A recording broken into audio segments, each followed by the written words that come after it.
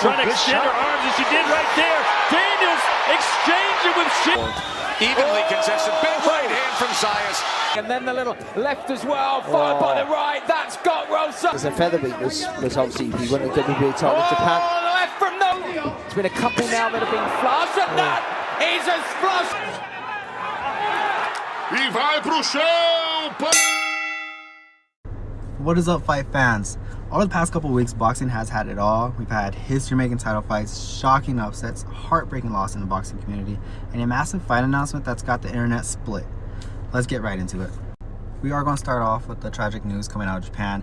On August 2nd, two fighters, 28-year-old super featherweight Kotari and 28-year-old lightweight Urakawa, both passed away from brain injuries just days after competing in separate bouts on the same card over in Tokyo. In response to this news, Japan's boxing commission and some gym owners have approved sweeping new safety measures. So what they're going to do from now on is the OPBF title fights will now be shortened from 12 rounds to 10 rounds.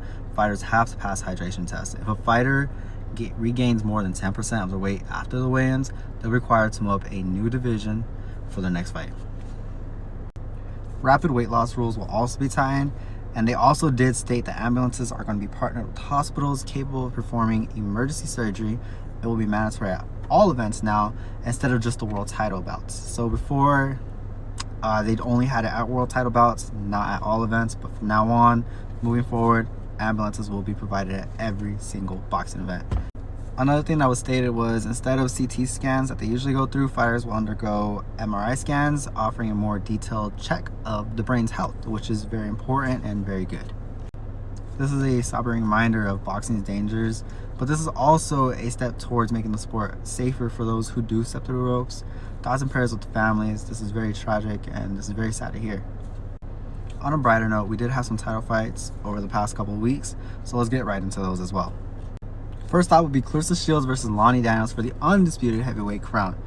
Very early on, Lonnie Daniels looked like she wanted to dance and run around the ring, but that did not stop Claressa Shields from putting on a masterclass. Sharp jabs, slick footwork, and total control from start to finish. She won an unanimous decision and continues to prove that she's not just a GOAT, but she's also in a league of her own. Shortly after that fight, we had Xander Zayas from Puerto Rico chasing history at just 22 years old. He took on Jorge Garcia for the vacant WBO junior middleweight title, and Xander Zayas showed out. He showed poise beyond his years. He boxed smart, landed clean, and he won a unanimous decision as well. Now, I believe Puerto Rico's next star has arrived because, like I said, he's 22. That makes him the youngest current active champion in the entire world at just 22 years of age. That is impressive. Hats off to Xander. I've seen him. First time I heard of him was when he signed his top rate contract. I believe he was 16 or 17. So I've seen all his fights and be able to see his title fight. I was so proud because I've seen him since he was 16. It was just amazing to see, honestly. And on the 30th of July, midweek in Japan, we had absolute chaos in the best possible way. First, we had a light flyweight title fight. We had Erick Rosa versus Takami. And let me just say this. Erick Rosa did not look like he belonged in that ring as a champion. Takami put the beating on him from the first round all the way till he stopped him in the 10th. It was crazy to see. This was just Takami's 10th fight as a professional, and now he's world champion. So I'm excited to see where he lands next. Hopefully it's a good fight. Let's keep it moving. Next up, we had Vargas versus Higa. And let me tell you, this was for a bantamweight title, and it was exciting. Both men gave it everything. We had 12 rounds of non-stop action. Both fighters even dropped each other in separate rounds. So in the end, when it went to the judges, it was scored 113 to 113, a draw, meaning that Vargas gets to keep his title, and Higa, well, he announced in the post-press conference that he is going to retire. So hats off to him, respect to him for always giving us pure pressure and fan-friendly competitive fights. I wish him nothing but the best in retirement.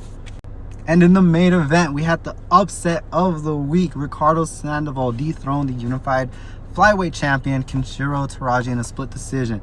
Now this one pained me to see because Kenshiro did drop him, I believe, in the 4th round, and I thought that was it. I thought Kenshiro was going to pour it on him and get the stoppage, but Ricardo recovered well, came back and won a split decision. So respect to him.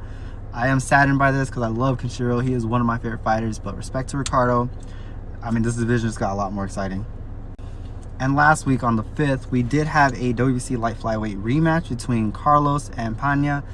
And Carlos got dropped in the 4th round, but then he came back and just dropped Pena, who did not even come back.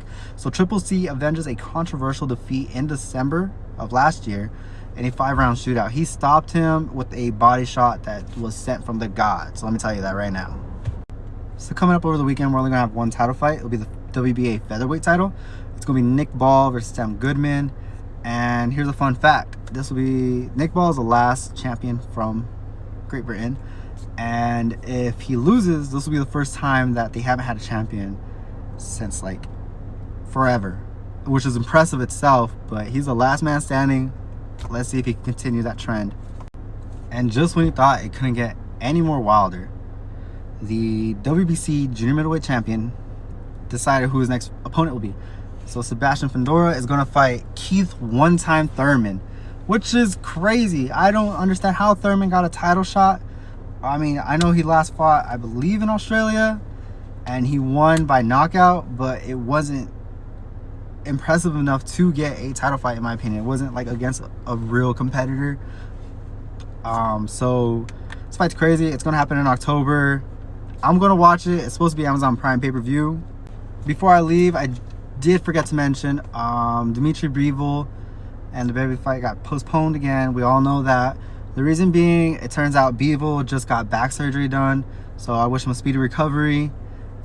And hopefully he recovers fast enough to get this trilogy going on. I mean, this is, come on. Both of y'all got 1-1 each. We need to see who the best is. So this week had Triumph, it had Tragedy, it had Boxing Madness. But which moment had you out of your seat? Drop it in the comments. And if you want every big fight, every big moment, every big upset, all in one place, subscribe right now. This is Knockout Knowledge, and I'll see you ringside in the next video.